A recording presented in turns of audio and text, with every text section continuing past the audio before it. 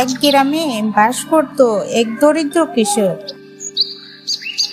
তার স্ত্রী ও একমাত্র সন্তান। কৃষক প্রতিদিন মাঠে কাজ করত। কঠোর পরিশ্রম করেও সংসার চালানো কঠিন হয়ে উঠত। একদিন কৃষকের সন্তান তার বাবাকে জিজ্ঞাসা করল, বাবা, তুমি এত কষ্ট করো, কিন্তু আমাদের অভাব মেটে না কেন? কৃষক হেসে বলল, সন্তান, জীবনে সৎ পথে পরিশ্রম করলে সুখ একদিন আসবেই। ধৈর্য ধরো। তার স্ত্রীও তাকে সাহস দিত, বলতো, আমরা যদি একসঙ্গে লড়াই করি তাহলে নিশ্চয়ই ভালো দিন আসবে। এক বছর প্রবল খরা পড়ল। ফসলের মাঠ শুকিয়ে গেল। কৃষকের জমি ফেটে চৌচের হয়ে গেল। খেতে কিছুই রইল না। সংসারে অনাহারের দিন শুরু হলো।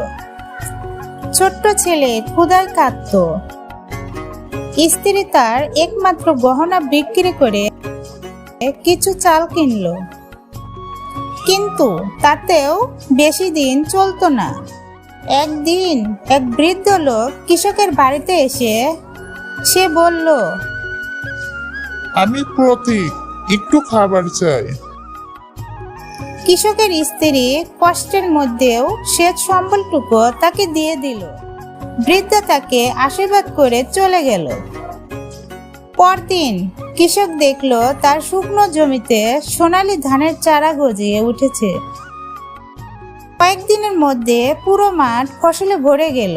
কৃষক বিস্মিত হয়ে বুঝল, আগের দিন যে বৃদ্ধ এসেছিল তিনি দেবতার দূত ছিল। পরিশ্রম, সততা ও দয়ার ফল কখনোই বৃথা যায় না। কৃষকের পরিবার সুখী হয়ে উঠল। তাদের দুঃখের দিন শেষ হলো। কৃষক তার সন্তানকে শিখিয়ে দিল, জীবনের কঠোর পরিশ্রম করো, দয়া করো, একদিন ভাগ্য তোমার দরজায় কড়া নাড়বে।